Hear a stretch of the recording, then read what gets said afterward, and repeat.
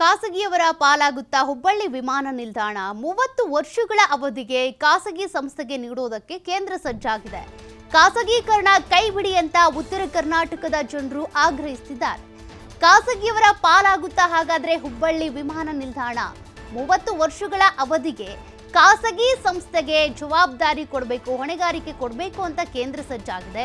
ಆದರೆ ಖಾಸಗೀಕರಣವನ್ನ ಕೈಬಿಡಿ ಅಂತ ಉತ್ತರ ಕರ್ನಾಟಕದ ಮಂದಿ ಆಗ್ರಹಿಸುತ್ತಿದ್ದಾರೆ. ನಿರೀಕ್ಷಿತ ಮಟ್ಟದಲ್ಲಿ ಆದಾಯ ತಂದುಕೊಟ್ಟಿಲ್ಲ.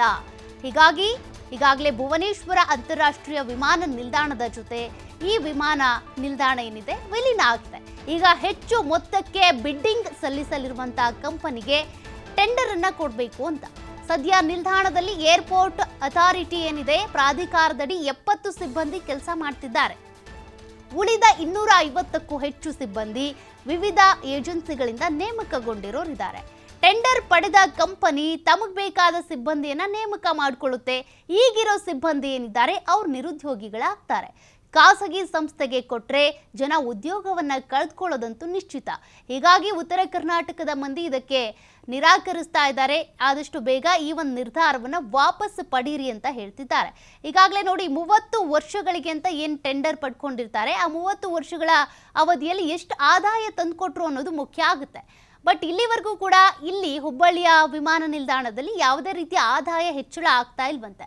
ಆದ ಕಾರಣಕ್ಕೆ ಖಾಸಗಿಯವರ ಪಾಲಾಗಬೇಕು, ಖಾಸಗಿಗೆ ಹೊಣೆಗಾರಿಕೆ ಕೊಡಬೇಕು ಅಂತ ಕೇಂದ್ರ ನಿರ್ಧಾರ ತೆಗೆದುಕೊಂಡಿದೆ. ಈಗಾಗಲೇ ಮುಂಬೈ, ದೆಹಲಿ ವಿಮಾನ ನಿಲ್ದಾಣಗಳನ್ನು ಖಾಸಗಿಯವರು ನಡೆಸ್ತಿದ್ದಾರೆ. ಅದೇ ರೀತಿ ಹುಬ್ಬಳ್ಳಿ ವಿಮಾನ ನಿಲ್ದಾಣವನ್ನು ಕೂಡ ಖಾಸಗಿಗೆ ಕೊಟ್ಬಿಟ್ರೆ ಖಾಸಗೀಕರಣ ಆಗುತ್ತೆ ಅನ್ನುವಂಥ ಆತಂಕ ಜನರಿಗೆ ಶುರುವಾಗಿದೆ. जितना आपको पता है उतना ही मुझे भी पता है. प्राइवेटाइजेशन में की लिस्ट में तो है 11 एयरपोर्ट हैं, जिसमें से हुबली भी एक है. एंड कितना टाइम लगेगा ये नहीं पता, बट ये है लिस्ट में. इन फ्यूचर प्राइवेटाइजेशन हो रहा है? हाँ हाँ हो रहा है. क्यों सर, क्या ये तो गवर्नमेंट की पॉलिसी है ना, इसमें मैं कोई कमेंट नहीं कर सकता. पहले भी ये प्राइवेटाइज हुए हैं कई सारे एयरपोर्ट. अभी से नेक्स्ट फेज में हुबली का नाम है, तो ये भी होगा. कितने एयरपोर्ट्स हैं इस फेज में 11 एयरपोर्ट्स इंक्लूडिंग हुबली. इनकम मिले संबंध में फाउंडेशन बना करता हूँ. क्या इनकम का कम हुआ बोल के ये मैं नहीं कह सकता, क्योंकि इसमें कुछ एयरपोर्ट्स जैसे अभी लखनऊ एयरपोर्ट प्राइवेटाइज हुआ या गुवाहाटी हुआ, त्रिवेंद्रम हुआ, वो सारे प्रॉफिट मेकिंग एयरपोर्ट हैं. तो ऐसा कुछ नहीं है. बस ये है कि कुछ बड़े ಯಾವ ನ್ಯಾಯ ಅನ್ನೋದಕ್ಕಿಂತ ಕೇಂದ್ರ ಸರ್ಕಾರ ಕಳೆದ 11 ವರ್ಷಗಳಿಂದ ಮಾಡ್ತಾ ಇರುವಂಥದ್ದು ಅದೇ ಕೆಲಸ. ಏನಪ್ಪ ಅಂತಂದ್ರೆ ಸರ್ಕಾರದ ಎಷ್ಟೋ ಇಲಾಖೆಗಳನ್ನು ಖಾಸಗೀಕರಣ ಮಾಡೋದ್ರ ಜೊತೆಗೆ ಈ ದೇಶವನ್ನು ಅಧೋಗತಿಗೆ ತಂದಿರುವಂಥದ್ದು ಕೇಂದ್ರ ಸರ್ಕಾರ, ಮೋದಿ ಸರ್ಕಾರ ಅಂತ ಹೇಳಲಿಕ್ಕೆ ಇಷ್ಟಪಡ್ತಾ ಇದ್ದೀನಿ.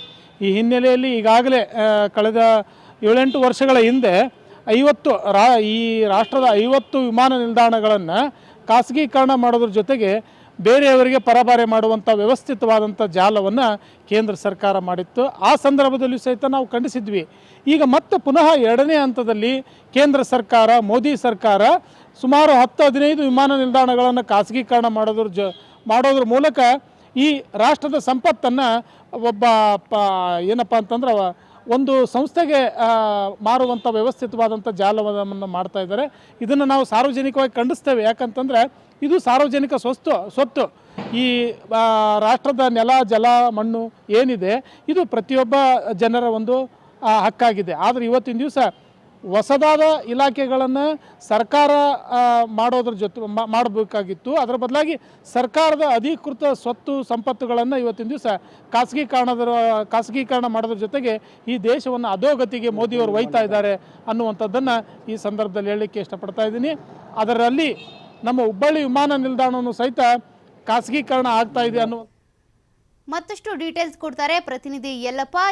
ಈಗಾಗಲೇ ಖಾಸಗೀಕರಣಕ್ಕೆ ಅಂತ ಮುಂದಾಗ್ತಾ ಇರೋದು ಅಂದ್ರೆ ಈ ವಿಮಾನ ನಿಲ್ದಾಣವನ್ನ ಖಾಸಗಿಯವರಿಗೆ ಕೊಡಬೇಕು ಅಂತ. ಈ ಒಂದು ಆಪ್ಷನ್ ಬಿಟ್ರೆ ಬೇರೆ ಏನು ಆಪ್ಷನ್ ಇದೆ? ಸದ್ಯಕ್ಕೆ ಜನರು ಯಾವ ರೀತಿಯಾಗಿ ಆಗ್ರಹಿಸ್ತಿದ್ದಾರೆ, ಇಲ್ಲಿ ಏನೆಲ್ಲ ಸಮಸ್ಯೆಗಳಾಗ್ತಿದೆ ಅಂತ?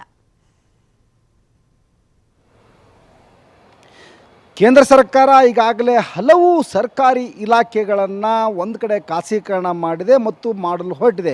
ಇದರ ನಡುವೆ ಹುಬ್ಬಳ್ಳಿ ವಿಮಾನ ನಿಲ್ದಾಣವನ್ನು 30 ವರ್ಷಗಳ ಕಾಲ ಇಲ್ಲಿ ಅಂದರೆ ಖಾಸಗಿಯವರಿಗೆ ಕೊಡಲಿಕ್ಕೆ ಇಲ್ಲಿ ಅಂತಂದರೆ ಹೊರಟಿದೆ. ಇದಕ್ಕೆ ಉತ್ತರ ಕರ್ನಾಟಕದ ಜನ ಇಲ್ಲಿ ಅಂತಂದರೆ ಕೇಂದ್ರ ಸರ್ಕಾರಕ್ಕೆ ಹೋರಾಟದ ಬಿಸಿ ಮುಟ್ಟಿಸುವಂಥ ಕೆಲವು ಸಣ್ಣವನ್ನು ಮಾಡಿದ್ದಾರೆ. ಯಾಕೆಂದರೆ ಕೆಲವು ವರ್ಷಗಳ ಹಿಂದುಗಡೆ ಅಷ್ಟೇ ಕರ್ನಾಟಕದಲ್ಲಿರುವಂತಹ ಪ್ರಮುಖ ವಿಮಾನ ನಿಲ್ದಾಣ ಮಂಗಳೂರು ವಿಮಾನ ನಿಲ್ದಾಣ ಈಗಾಗಲೇ ಅದಾನಿ ಅವರ ಕಂಪನಿಯವರಿಗೆ ಒಂದು ಖಾಸಗಿಯನ್ನು ಮಾಡಲಿಕ್ಕೆ ಹೊರಟಿದೆ. ಅದಾನಿ ಕಂಪನಿಯವರಿಗೆ ಅದರ ಜವಾಬ್ದಾರಿಯನ್ನು ಕೊಟ್ಟಿದೆ. ಅದರ ಬೆನ್ನಲ್ಲೇ ಈಗ ಅಂತಂದರೆ ಉತ್ತರ ಕರ್ನಾಟಕದ ದೊಡ್ಡ ವಿಮಾನ ನಿಲ್ದಾಣ ಅದು ಹುಬ್ಬಳ್ಳಿಯ ಅಂತಾರಾಷ್ಟ್ರೀಯ ವಿಮಾನ ನಿಲ್ದಾಣ. ಈ ಒಂದು ಅಂತಾರಾಷ್ಟ್ರೀಯ ವಿಮಾನ ನಿಲ್ದಾಣವನ್ನು ಕನಿಷ್ಠ 30 ವರ್ಷಗಳ ಕಾಲ ಇಲ್ಲಿ ಅಂತಂದರೆ ಬೇರೆದವರಿಗೆ ಒಂದು ಲೀಸ್ ಕೊಡಲು ಈಗಾಗಲೇ ಕೇಂದ್ರ ಸರ್ಕಾರ ಮುಂದಾಗಿದೆ. ಇದಕ್ಕೆ ಇಲ್ಲಿ ಅಂದರೆ ಹುಬ್ಬಳ್ಳಿಯ ಜನ ಮತ್ತು ಕಾಂಗ್ರೆಸ್ ಮುಖಂಡರು ವಿರೋಧವನ್ನು ವ್ಯಕ್ತಪಡಿಸ್ತಿದ್ದಾರೆ. ಯಾಕಂದರೆ ಏನು ಇಲ್ಲಿ ಅಂದರೆ ನೇಮಗಳನ್ನು ಹಚ್ಚಿದ್ದಾರೆ ಅಂದರೆ ಆದಾಯದ ಮೂಲ ಇಲ್ಲ, ಹುಬ್ಬಳ್ಳಿ ವಿಮಾನ ನಿಲ್ದಾಣಕ್ಕೆ ಆದಾಯದ ಮೂಲ ಇಲ್ಲ. ಹೀಗಾಗಿ ಇದನ್ನು ಜವಾಬ್ದಾರಿ ಮತ್ತು ಇದರ ನಿರ್ವಹಣೆ ನಮಗೆ ಕಷ್ಟ ಆಗ್ತಾ ಇದೆ.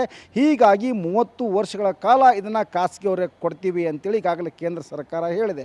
ಕೇವಲ ಇದಷ್ಟೇ ಅಲ್ಲ ಸಹಿತ ದೇಶದಲ್ಲಿರುವಂತಹ ಹಲವು ವಿಮಾನ ನಿಲ್ದಾಣಗಳನ್ನು ಖಾಸಗೀಕರಣ ಮಾಡಲು ಕೇಂದ್ರ ಸರ್ಕಾರ ಹೊರಟಿದೆ. ಆದರೆ ಇಲ್ಲಿ ಅಂತಂದರೆ ಈಗಾಗಲೇ ಹುಬ್ಬಳ್ಳಿ ವಿಮಾನ ನಿಲ್ದಾಣವನ್ನು ತೆಗೆದುಕೊಂಡಾಗ ಭುವನೇಶ್ವರ ಅಂತಾರಾಷ್ಟ್ರೀಯ ವಿಮಾನದ ಜೊತೆ ಇದು ಅಂತಂದರೆ ಮರ್ಜ್ ಆಗಿದೆ. ಅಂದರೆ ಹುಬ್ಬಳ್ಳಿ ವಿಮಾನ ನಿಲ್ದಾಣಕ್ಕೆ ಅದಕ್ಕೆ ಇಲ್ಲಿ ಅಂತಾರೆ 2 ವಿಮಾನ ನಿಲ್ದಾಣಗಳನ್ನು ಮರ್ಜ್ ಮಾಡುವಂಥ ಕೆಲಸವನ್ನು ಈಗಾಗಲೇ ಕೇಂದ್ರ ಸರ್ಕಾರ ಮಾಡಿದೆ. ಇದರ ನಡುವೆ ಇಲ್ಲಿ ಅಂತಂದರೆ ಈ ವಿಮಾನ ನಿಲ್ದಾಣವನ್ನು ಯಾಕೆ ನೀವು ಖಾಸಗೀಕರಣಕ್ಕೆ ಮಾಡಲು ಹೊರಟಿದ್ರಿ, ಖಾಸಗಿಯವರಿಗೆ ಈ ವಿಮಾನ ನಿಲ್ದಾಣದ ಜವಾಬ್ದಾರಿ ಕೊಟ್ಟರೆ ಇಲ್ಲಿರುವಂಥವರು ಅನೇಕ ಯುವಕ ಯುವತಿಯರು, ಯಾಕಂದರೆ ಹುಬ್ಬಳ್ಳಿ ಮೂಲದ ಸಾಕಷ್ಟು ಯುವಕ ಯುವತಿಯರು ಇಲ್ಲಿ ಕೆಲಸವನ್ನು ಮಾಡ್ತಾರೆ, ಅವರೆಲ್ಲರೂ ಸಹ ಇಲ್ಲಿ ಅಂತಾರೆ ಕೆಲಸದ ವಂಚಿತರಾಗ್ತಾರೆ, ಕೆಲಸವನ್ನು ಕಳೆದುಕೊಳ್ತಾರೆ.